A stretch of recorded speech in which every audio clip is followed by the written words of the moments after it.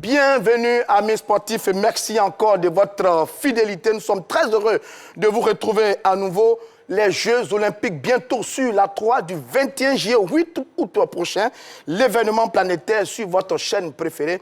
On va la vivre ensemble sur la 3. Justement, revenons sur un sujet de la fin de la semaine dernière. La sortie médiatique de la présidente du CONOR, le CNFIF. U23, préparation prime. Les explications de Dao Gabala sont-elles convaincantes? On en parle naturellement avec nos hackers et ils sont déjà là avec moi sur ce plateau. Je suis un peu pris, beaucoup d'émotions avec les Jeux qui commencent bientôt. Salut Demandé. Salut Roger. Salut mon cher Martial Gourou. Salut Roger. Mohamed Balo, vous êtes dans l'un des quartiers chauds de la commune de Yopougon. Salut à vous également mon cher Mohamed Balo. Salut Roger, comme il est de coutume maintenant, je suis dans un grain de Yopougon-Ouassakara, précisément à la rue Princesse. Les Jeux Olympiques vont bientôt commencer, l'un des plus grands événements sportifs de l'année, avec en point d'orgue nos éléphants U23 qui vont affronter des adversaires coriaces avec le Brésil, l'Allemagne et l'Arabie Saoudite. Et aujourd'hui, on se plaint de leurs primes et de leurs conditions de préparation. Eh bien, ce dossier-là a alimenté les discussions ici à Yopougon-Ouassakara, puisque faut dire que Dao Gabala est engagé en termes de responsabilité en ce qui concerne la gestion de ce dossier. Et justement, Franck et Ousmane ont suivi de bout en bout ce dossier-là. Ils vont se prononcer dans quelques minutes maintenant. Merci Mohamed Balo. Les propos de Dao Gabala dans cette émission. Elle était l'invitée de Radio Côte d'Ivoire, l'émission Vérité des Sports avec Rach Nguessan Kwasi. Ensemble, ils ont fait un tour d'horizon de l'actualité. Sur les sujets évoqués, la fameuse préparation des U23 pour les Jeux Olympiques Tokyo 2020. Allez, on va écouter Dao Gabala sur cette question de la préparation et on revient pour en parler. Écoutons-la. Je voudrais dire que ça n'a pas été un choix de les préparer sur la Côte d'Ivoire. Le projet de préparation qui avait été prévu par l'entraîneur et par son équipe, qu'ils nous ont soumis une première fois, c'était évidemment un regroupement en Côte d'Ivoire. C'était un match avec la Corée, avec le Japon et avec la France. Il se trouvait que c'était un programme qui n'était pas rationnel. Les enfants allaient se retrouver avec plus de 3 allers-retours avant d'aller au Japon pour les Jeux. Ils devaient d'abord, en passant par la France, aller au Japon, de là-bas rencontrer la Corée, revenir encore en Côte d'Ivoire, repartir encore en France pour le match avec la France, revenir et repartir au Japon. Et ce que nous avons demandé au manager de l'équipe, c'est de dire rationaliser. Ou alors on leur trouve un circuit où ils continuent, ils restent là-bas, mais on ne va pas mettre, et le budget de préparation était de l'ordre de 400 millions, on ne va pas mettre de l'argent simplement dans les billets d'avion. Et surtout, il fallait ménager les jeunes. Et donc l'équipe de préparation est revenue en nous disant, nous faisons le choix de la préparation avec la France. Donc avec la France, ils avaient des matchs avec la France. Après, ils restaient sur la France avant de partir, je dirais, sur le Japon. Donc ça n'a pas été un choix, ça s'est imposé à nous. Au dernier moment, le choix des préparateurs qui était la France n'a pas été confirmé par la France. Et donc c'est pour ça que la préparation s'est faite en Côte d'Ivoire. Une préparation, vous pouvez convenir avec moi que ça a été une préparation bâclée quand même. Je peux pas dire. On n'a pas eu de sparring partenaire sérieux pour nous mettre en situation de jeu. Est-ce que vous partez à Tokyo comme ça, confiante? Mais je ne sais pas, est-ce qu'on avait une autre alternative? Je ne sais pas. L'alternative, c'est pas à nous de le trouver, c'est aux gestionnaires de l'équipe de les trouver. Donc ceux qu'on a trouvés, on les a confirmés. Ils n'ont pas confirmé leur acceptation de recevoir les jeunes. Je ne sais pas si à 2 jours des Jeux, il y avait une possibilité de trouver autre chose. Ça, c'est un peu la question que je me pose. Mais on était un peu devant le fait accompli, c'était difficile. Mais je veux dire aussi que, quel que soit Alpha, quand on veut faire une préparation, on est obligé de rationaliser. 3 allers-retours pour une préparation pour des jeunes, quand on sait que le Japon, ce n'est pas à côté, il faut aussi penser à eux quelque part. Et c'est pour ça qu'on a demandé à l'équipe de trouver un système qui est rationnel. Ils avaient le temps de le trouver. Donc voilà où est-ce qu'on en est. Donc c'était pas par choix, c'était pas par volonté, ça s'est imposé à nous. Et quand vous travaillez avec des techniciens, vous vous appuyez sur ce que les techniciens vous proposent. Mariam Dao Gabala au micro de Rachingue Sankwasi sur donc, la question de la préparation de nos U23. Je vais lui demander, première réaction par rapport à ce qu'on vient d'entendre concernant donc, la préparation des éléphants avec la présidente du CONOFIF. Non, écoutez, moi je suis perplexe lorsque j'écoute la présidente du comité de normalisation sur la préparation. Franchement, je suis perplexe parce que ça me... Oui, c'est quand même... Il y a un problème. C'est-à-dire que quand tu l'écoutes, il y a une dichotomie entre elle et le staff. L'encadrement technique. Et là, il y a un fossé. C'est-à-dire que les gars ne parlent pas le même langage. Maintenant, selon l'information que j'ai, l'encadrement technique a fait des propositions. Bon, donc ça a forcément créé des problèmes. Et aujourd'hui, on se retrouve avec une sélection qui part à une compétition importante sans préparation. Absolument. Donc, vous voyez, même là encore, il y a eu il y a eu le problème aussi, même au niveau même du staff technique, l'entraîneur des gardiens. Niawa Gérard, qui était à la dernière CAN, n'a pas pu venir, on n'a pas payé son billet d'avion. Bon, on ne sait pas s'ils sont partis... Vous restez sur la préparation. Non, mais attends, non, mais Stéphane, mais Jean, je parle de la préparation. Ça fait pas de la préparation. Attends, une équipe n'a pas d'entraîneur de gardien. C'est aussi la préparation. D'accord. Donc ça vous te dit qu'il y a eu trop de problèmes. Trop d'improvisation. Trop d'improvisation. C'est pourquoi, moi, je dis, il faut en finir vite, aller vite aux élections pour qu'on puisse avoir un nouveau comité exécutif qui va guider le football ivoirien. C'est le souhait de beaucoup d'observateurs sur cette affaire de normalisation. Martial Gourou, sur ça, on a entendu la présidente. Quel est votre commentaire sur sa tentative d'explication sur cette fameuse préparation de U23? Je pense que c'est une tentative d'explication assez légère. Je pèse bien mes mots. On parle d'une compétition qui a été reportée, qui devait avoir lieu en 2020 et qui a lieu maintenant en 2021. Et le comité de normalisation est installé à la tête de la Fédération ivoirienne de football depuis janvier 2021. Ça fait pratiquement 6 mois. Et quand on sait que dans une bonne organisation, pour une institution sérieuse, les matchs amicaux se préparent à l'avance. Et ce qu'on vit aujourd'hui est le fait du CONOR qui a changé les options de départ. Je m'explique. Allez-y. L'encadrement technique a trouvé un match de préparation au Japon, tout frais payé, s'il vous plaît.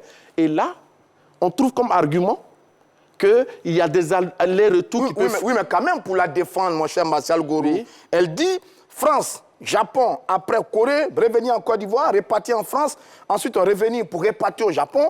Il fallait ménager les jeunes garçons. Je dis, c'est un argument qui peut tenir quand même, mon cher Martial Gourou. C'est vraiment assez léger. Parce que vous savez, une sélection nationale, il y a un médecin, il y a un kiné, il y a des préparateurs physiques. Et c'est tous ceux-là qui ont été consultés. Et c'est à partir de cette base qu'on a accepté le match amical au Japon. Que la présidente du comité de normalisation vienne dire ici que pour ces longs voyages, ces allers-retours, ça pourrait fatiguer les athlètes. Je pense que ça prouve que Mme Gabala ne connaît rien au milieu du football. Martial Gourou. Mais Martial Gourou, c'est vrai que, vous voyez, aujourd'hui, c'est facile d'attaquer le CONOR, d'attaquer Dao Gabala, parce qu'à cette allure-là, un jour, tu diras même que c'est le CONOR qui a détourné les primes de la CAN 2015, à cette allure-là, parce que ce qu'il faut pouvoir dire aux Ivoiriens, voilà, il y a un CONOR qui est en place depuis 6 mois, 7 mois. Janvier. Et au-delà du CONOR, tout le reste, c'est-à-dire que dans les sélections là, c'est les mêmes gars qui étaient là, qu'on appelle lors de l'ancien comité exécutif. C'est-à-dire que tout le staff là, ils connaissent les réalités de l'équipe nationale, ils savent comment ça se passe. Mais comment peut-on arriver à ce niveau-là? Il y a un problème. C'est-à-dire que ou bien ils ne jouent pas franc jeu avec le CONOR, ou bien ils sont en mission pour couler le CONOR, pour dire non, voilà, vous n'avez enlevé, voilà maintenant ce qui se passe. Parce que moi, je ne comprends pas cela. Parce qu'elle, on peut la comprendre. Mais quand vous dites ça, vous êtes en train de jeter la responsabilité sur d'autres personnes. Non. Pourtant, il y a le CONOR bien connu, les responsables sont bien connus. Attends, il y a un constat qui est là. C'est le constat que je fais. Je ne gèle pas la responsabilité, mais c'est un constat que je fais. Je dis, mais attends, vous étiez là depuis longtemps. Près de 5 ans, 6 ans, 10 ans, vous êtes là. Vous savez comment ça se passe. Eux, ils viennent d'arriver. Mme Dao Gabala, elle a des circonstances atténuantes, elle ne connaît pas le football. Bon, maintenant, qu'est-ce que nous dit qu'elle les a écoutés? J'arrive. Qu'est-ce que dit qu'elle les a écoutés? J'arrive. Rapidement. Pour répondre tout à l'heure à une de tes préoccupations, tu sais, il faut faire très attention. Moi, je me souviens très bien, avant le départ des éléphants pour Addis Abeba, les éléphants, au temps de Kamara Ibrahim. Kamara Ibrahim avait établi un programme de préparation, de voyage. Et le staff médical n'était pas d'accord avec le programme de préparation. Mais Kamara s'est entêté, il est parti, on connaît le résultat. C'est pour te dire que l'entraîneur peut prendre une décision. Et puis, le staff médical ou le staff... Bon, donc vous êtes d'accord. Donc tu me rejoins. Donc vous êtes d'accord avec les explications de Dao Gabala alors. Il y a quand même... Non. Voilà, maintenant, ce que je veux dire... Oui, ce que je veux dire, vous savez, le CONOR remplace le comité exécutif. Oui. Donc les errements de l'encadrement du manager, mais je pense que c'est de la responsabilité de ceux qui gèrent le football ivoirien. On ne peut pas jeter l'opprobre sur les autres en se dédouanant. Non, mais Machal, on ne gère pas l'opprobre. Le manager de l'équipe nationale, ça fait près de 15 ans, 10 ans qu'il est là, qu'il est en place. Tous les gens qui travaillent, les médecins et autres, là, quand tu prends le staff des équipes nationales, il y a longtemps qu'ils sont en place. Alors, ça, aussi, ça. Moi, je pense... Là, vous avez raison. Oui. Que ce sont les responsables, les techniciens, qui, à un moment, n'ont pas bien fait le job parce qu'il était question de préparer l'équipe à Abidjan. Ensuite, il fallait trouver un plan B. Ça a été trouvé avec la France, qui finalement a désisté. Je vais vous donner une information. Ça, elle semble jeter la responsabilité sur l'encadrement. En émission au sein de la Fédération ivoirienne de football. Madame Gabala n'a pas le courage de dire toute la vérité aux Ivoiriens. Les gens ont fait un programme. Madame Gabala a écouté l'entraîneur national, Baumel, qui, à un moment, était pressenti pour remplacer Choualou Aïdara. Baumel a dit à Madame Gabala qu'on pouvait faire toute la préparation à Abidjan. D'accord. Et c'est ce qu'elle a écouté. Mais ce que tu dis est trop grave. Non, si, ça j'assume, je le dis. Oui. Je dis que je suis allé en émission. Vous tenez votre information au cœur de la fédération, au cœur des éléphants. Très bien. Je ne peux pas me dédier. Allez, continuez. Je le dis. Continuez. Je dis que Mme Gabala a cru à un certain moment à ce que M. Baumel a dit.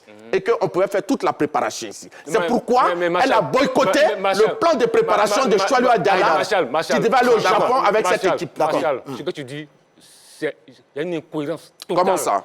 Parce que Baumel, il était très heureux le match contre la France. Tu vois un peu comment il était content que la Côte d'Ivoire puisse affronter la France. Moi, je ne peux pas concevoir que Baumel puisse dire, que lui qui est un professionnel, puisse dire qu'on peut se contenter d'une préparation à Abidjan. Non, messieurs, pour avancer, j'ai cru entendre également dans les propos de Dao Gabala qu'on n'allait pas dépenser tous les 400 millions en billets d'avion. J'ai cru entendre ça. Tout à fait. Est-ce que finalement, on a économisé de l'argent sur cette préparation de nos garçons? Oui, effectivement, on a économisé de l'argent. Parce que là aussi, elle a raison. Parce que je me souviens très bien, il y a des gens qui ont dépensé ici près de 4 milliards dans des billets d'avion en une année. Ce n'est pas moi qui le dis, c'est les rapports financiers qu'on a lus de 2012 à 2013. Ils ont dépensé près de 4 milliards en billets d'avion.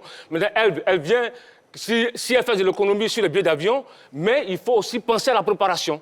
Voilà. Si, c'est une très bonne chose de faire de l'économie sur les billets d'avion parce que, vous savez, quand c'est comme ça, il y a des gens qui viennent, ils vont en tourisme, ils prennent souvent même leurs cousins, leurs cousines qui mettent dans les billets d'avion, on les fait voyager au détriment des athlètes. Ça, c'est le propre de certains pays. Très bien. Mais là, je dis, c'est une très bonne chose de faire de l'économie, mais cet argent-là aussi doit servir à autre chose, c'est-à-dire que bien préparer. Oui, mais je ne comprends plus rien. Ouais, d'accord. Les 400 millions ont été dégagés pour la préparation. Non, mais sous prétexte qu'on ne peut pas mettre tous les 400 millions dans les billets d'avion, elle n'a plus payé les billets d'avion, mais les éléphants sont restés à Songon Dagbe à jouer contre une équipe de 3e division qu'ils ont battu 7-1. Mais le reste de l'argent, on n'a pas payé les billets d'avion, les 400 millions sont en place, ça a servi à quoi? Alors que cet argent a été dégagé pour permettre aux éléphants de se préparer dans de meilleures conditions. Et ça n'a pas été fait. Je pense que ça, c'est grave. Donc, finalement, monsieur, quand on regarde tout ça, j'avoue que moi, je suis un peu perdu. Qui est donc responsable de tout ça? Dao Gabala, son entourage, l'encadrement technique, qui doit porter la responsabilité de l'échec de cette préparation, finalement? Ça lui demander. Écoutez, moi, je pense que, je l'ai déjà dit ici, que la préparation, l'échec de la préparation, avec ce qui se passe, il y a le CONOR d'abord. D'accord. Parce que c'est le CONOR qui gère qui gère les équipes nationales, puisque c'est la fédération qui gère les équipes nationales, et puis parce que c'est le CONOA qui doit se battre Absolument. pour que les équipes nationales puissent évoluer dans de très bonnes conditions. Donc si ce n'est pas le cas, maintenant, avec les informations que nous avons, il y a un semblant de boycott, parce que là, certains sont en train de savonner la planche au CONOA au détriment de l'intérêt général. Et c'est ça, c'est dommage. C'est dommage parce qu'il faut quitter dans... Pour bien vous comprendre, vous êtes en train de nous dire là, à demi-mot, qu'il y a une sorte de règlement de compte en ce moment au sein de la Fédération ivoirienne de football. Justement, parce qu'aujourd'hui, certaines personnes se disent, bon, OK, on a dégagé nos gars, bon, on va voir ce qu'ils vont faire. Et là, c'est inadmissible. Vous ne pouvez pas comprendre qu'aujourd'hui, après l'émission, il faut qu'on se renseigne. Si réellement, on a un entraîneur de gardien de but à Tokyo, ou bien ils vont aller prendre quelqu'un d'autre. Parce que le Ndiawa Gérard n'est pas parti. Très bien. Jimmy Stéphane a été écarté. Alors, très bien. Marcel Gorossou, ça, votre action. Ce que je dois le dire, c'est grave. Oui, mais c'est normal, c'est la vérité. Quand on a une responsabilité, et puis d'ailleurs, pour le match au Japon, je confirme et je dis ce que je suis en train de dire. Je dis que ce match, les Japonais, c'était tout frais payé. Donc, il n'y avait pas de billets d'avion à payer. C'est ça. Tout était offert à la Côte d'Ivoire. Mais malgré cela, malgré la gratuité, Mme Gao Dabala a décidé que cette équipe de Côte d'Ivoire ne parte pas là-bas, sous prétexte que les joueurs seraient fatigués. Très bien. Ce que vous êtes en train de dire, vous, c'est que la présidente du CONOA, Mme Dao Gabala, elle-même a torpillé le programme de Salou Adara. Il y a eu un programme qui lui a été donné. Elle n'a pas respecté ce programme-là, donc la faute lui incombe. On ne peut pas aller déterrer des morts. Des gens sont plus à la fédération, ils sont partis. On ne viendra pas dire qu'aujourd'hui, au moment où le CONOA est assis, depuis 6 mois, qu'il y a des gens qui torpillent le CONOA. D'accord. Marshall, tu penses que c'est logique que Mme Dao Gabala puisse torpiller le programme de préparation de sa propre équipe? Est-ce que tu penses que c'est logique? Ce que je suis en train de te dire est sérieux. Elle fait des économies sur l'argent qu'on lui donne pour gérer la préparation des éléphants. Ça, c'est clair. On ne va pas dépenser tout l'argent sur les billets d'avion. Tu n'as plus payé des billets d'avion, les éléphants se contentent d'une équipe de 3e division. C'est qu'il y a un boycott, c'est elle-même qui a le problème. Aujourd'hui, il faut quand même... Elle a un mérite. Parce qu'elle... Lequel? Non, j'arrive. Elle n'a pas fait un budget de 3 milliards, 5 milliards. Bon, d'accord. Il y a des gens qui ont fait des budgets de 3 milliards, 5 milliards. C'est notre question de demander. On va prendre la direction de Yopougon, retrouver Mohamed Balo et sa caqueur sur le sujet et on revient après. Et oui, Roger Stéphane, comme à l'accoutumée, nous sommes autour d'un bon thé à l'africaine. Alors, Franck, est-ce que Dao Gabala était convaincante par rapport à la gestion des primes et à la préparation de nos éléphantaux? Oui, à mon niveau, je pense que c'est le cas parce que Dao Gabala, c'est pas n'importe qui. Elle a été sollicitée par la FIFA, qui n'est pas n'importe quelle institution. Donc, tout ce qu'elle a pris comme décision, je lui fais confiance. Je pense qu'elle est entourée d'athlètes de haut niveau. Je pense que la Côte d'Ivoire fera bonne figure à cette compétition. Bon, moi je ne suis pas d'accord, hein, parce que moi, non. La Côte d'Ivoire, c'est une grande nation de football. Alors il ne faut pas jouer avec nos joueurs. Alors on ne va pas à une compétition pour dire que voilà, oui, elle a fait ça, elle est compétitive. Non. La Côte d'Ivoire va à une compétition internationale. Et il faut qu'elle vienne avec la tête haute. Alors on ne peut pas aller s'amuser à parler de primes. Pourquoi? Les joueurs de grande dimension comme les Franck Kessé et Ahmad et autres, mais non, il ne peut pas quitter en Europe pour venir et puis voilà, il va nous dire que ouais, il est d'accord ce qu'elle dit. Non, moi je ne suis pas d'accord. Hein. Est-ce que vous êtes moi je ne peux pas accepter ça? Pas du tout. C'est pas ça. On ne peut pas accepter ça. Ça à son corps. Mais pas de fou de nous. Oui, mais il va vous répondre. Au pif, je vous dis que les athlètes dont il parle là, c'est des athlètes de haut niveau, qui sont habitués à ce genre de compétition. Moi, je serais plus à l'aise avec lui s'il parlait des acteurs locaux. Tu vois, c'est des professionnels de haut niveau. Donc, je pense que la compétition à laquelle ils seront confrontés, là, peu importe le lieu où ils vont se préparer, je pense qu'ils feront bonne figure. D'accord, oui. Pas du tout. Ce qu'il dit, moi, on peut demander aux gens, mais nos joueurs, là, ce ne sont pas des petits joueurs. Alors, moi, je dis, si elle sait qu'elle ne peut pas, qu'elle nous dise. Alors nous avons des gens valables qui peuvent prendre la relève. Parce que nous, on va à une compétition, c'est pas pour s'amuser.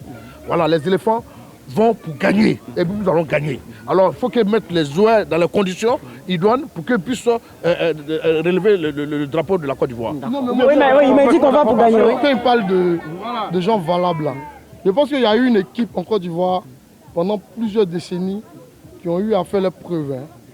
C'est parce qu'il y a eu tellement de désordre aujourd'hui que la FIFA a pris ses responsabilités.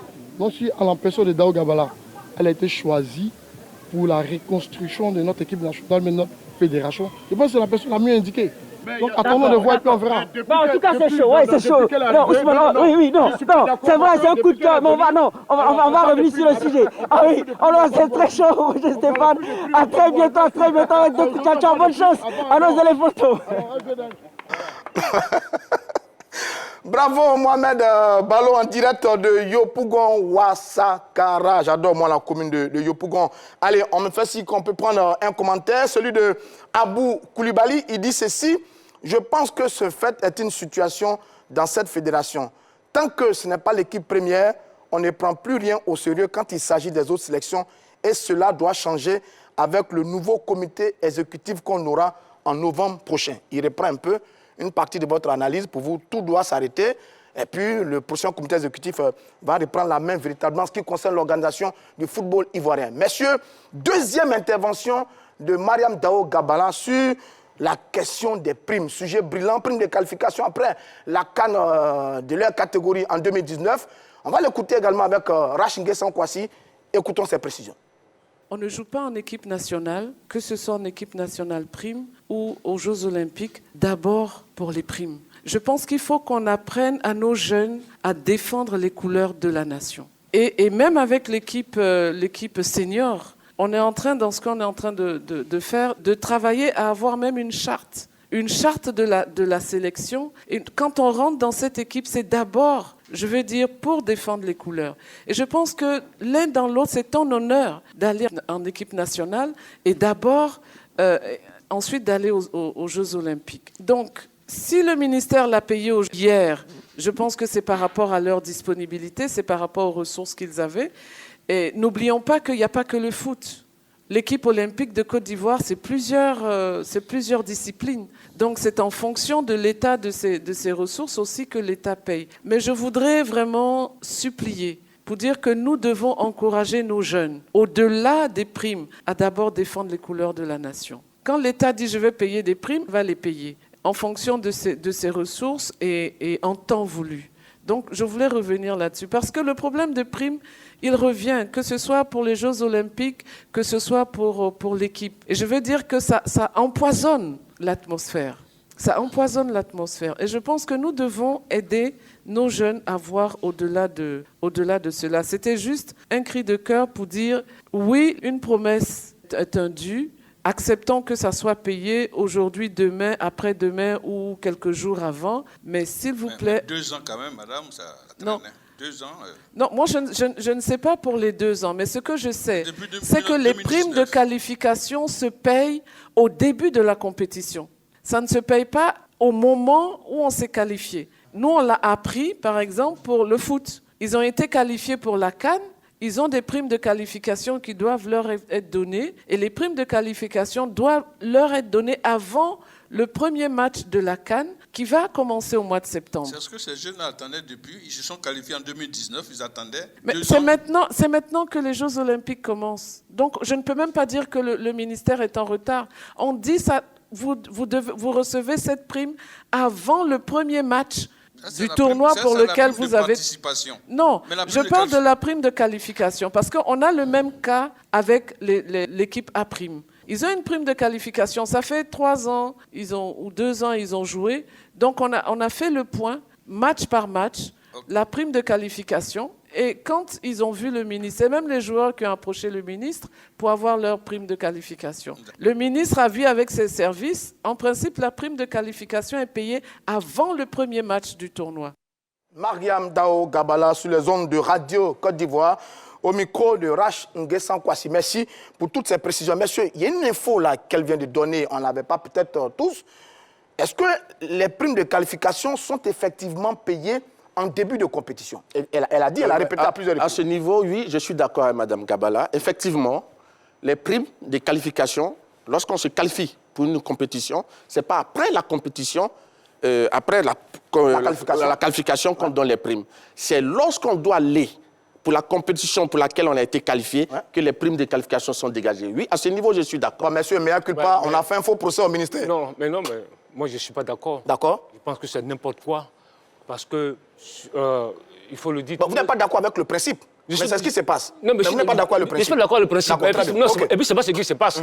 Parce que je me souviens très bien que pour le Mondial 2014, les 23 joueurs qui ont été sélectionnés, les 50 millions de primes de sélection, ça a été payé après le Mondial.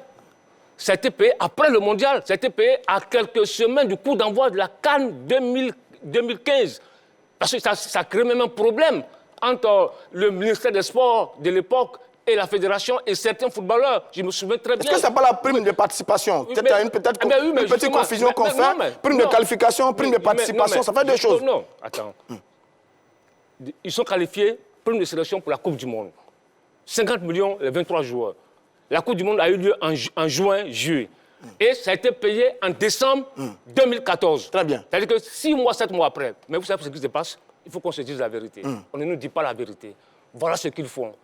Quand l'État dégage les primes, certaines personnes déposent ça dans des banques. Encore, certaines personnes. Dans des banques, ça produit des intérêts. Des bénéfices. Et ils font tourner les joueurs, ils font tourner les athlètes. Et au bout de 4 ou 5 mois, ils vont retirer ça, ils remettent ça aux joueurs. Pour rester dans votre logique, qui a l'air juste d'ailleurs, est-ce que c'est opportun de parler des primes de joueurs pour aller à une compétition? On aurait pu régler ça sur les semaines passées, les mois passés, que d'attendre à la veille de la compétition pour parler de ça. Mais c'est quand même une chose, c'est pas logique. Oui. C'est-à-dire que vous vous qualifiez pour une compétition. Vous êtes qualifié pour la compétition. Vous êtes qualifié. On dit non, c'est lorsque la compétition va commencer qu'on va payer les primes. Mais et ceux qui vont pas, bon, il y a certains qui vont pas participer à la compétition, ils seront payés. Mais ça, c'est pas cohérent, c'est pas logique. Les gamins, les jeunes, ils se sont battus pour une compétition. Au sortir de leur qualification, il faut payer leurs primes. Ce qui devait être très très logique, parce que d'ailleurs, sur les Jeux Olympiques, il n'y a que 14 joueurs sur la délégation de 2019 qui vont participer à ces Jeux Olympiques. Pour aller, bon, rapidement. Oui, non, ce que je voulais dire, j'ai dit que les problèmes des primes, là, depuis Jacques Anouma, au niveau de nos équipes nationales, on ne parle plus de problème des primes. Que Mme Gabala nous ramène à l'âge de la pierre taillée, vraiment, moi, je suis scandalisé. Bon, elle a parlé de patriotisme, mais il faut éviter de parler des primes. Mais c'est de ça que je vais parler. Parlons surtout le discours infantilisant, d'amour propre du drapeau national. Mme Gabala, vous m'excusez, elle est sénatrice. Elle est ivoirienne. Le football ivoirien, d'après ce qu'ils disent, traverse des problèmes. Elle aurait pu faire aussi preuve d'amour du drapeau en ne prenant pas le salaire qu'elle perçoit à la FIF. Oui, c'est de là qu'on parle d'amour. Il a sorti ça. Ça, je l'ai dit. Marshall, tu n'as rien compris. Je n'ai rien compris sur quoi. Tu n'as rien compris. Elle met en avant. Elle dit, le problème des primes revient. Elle exhorte les jeunes à ne pas mettre en avant les problèmes. Elle ne dit pas de ne pas payer les primes, ce n'est pas ce qu'elle dit. Elle parle de... non, alors, monsieur, rapidement... C'est une invitation au patriotisme. Très bien, une invitation maladroite. C'est pas elle de donner des coups de patriotisme aux gens. Si elle veut donner des coups de patriotisme, qu'elle ne prenne pas son salaire à la fin. Mais elle est déjà payée au niveau du Sénat. Marshall, elle n'était pas là en novembre 2019. Mais les primes n'ont pas été payées. Très bien. Elle n'était pas là en 2015 quand les éléphants ont été volés. Très bien, Soalio. Avançons. Messieurs, quelle est la leçon à retenir? Il nous reste 1 minute. Leçon à retenir par rapport à tout ça. Tout ce qu'on vient d'entendre, tout ce qu'on a vécu avec il faut que rapidement, ceux qui connaissent le football prennent les affaires du football en main. Très bien. On arrête les amateurs, ceux qui ne connaissent rien au football, qu'ils partent. Il envers la normalisation. Gabala organise rapidement les élections qu'elle quitte. Lui, il envers la normalisation. Ça va demander rapidement. Oui, effectivement, il faut le changement, mais pas avec les anciens. Parce que ceux qui étaient là avant ont tué le football. Aujourd'hui, regardez un peu. La Côte d'Ivoire, un grand pays de football, ne peut même pas placer 4 équipes en compétition africaine. Bon, on n'est pas dans le top 12. Par la faute de qui? Par l'ancien comité exécutif. Bon, il y a 50 Aujourd'hui, la Côte d'Ivoire, en septembre 2011, Bon, était 16e mondial. Salut, on a Aujourd'hui, fini. nous sommes- Merci nous sommes pour quel le aujourd'hui? procès que vous faites De quoi à tu l'ancien parles? comité exécutif. De quoi C'est la tu parles, fin Marshal Gourou? de l'heure des quelqu'un De quoi du tu parles, comité. Je vous Marshal donne Gourou? rendez-vous Il la prochaine fois demain. Du numéro de l'heure des quelqu'un. Pas le comité de normalisation.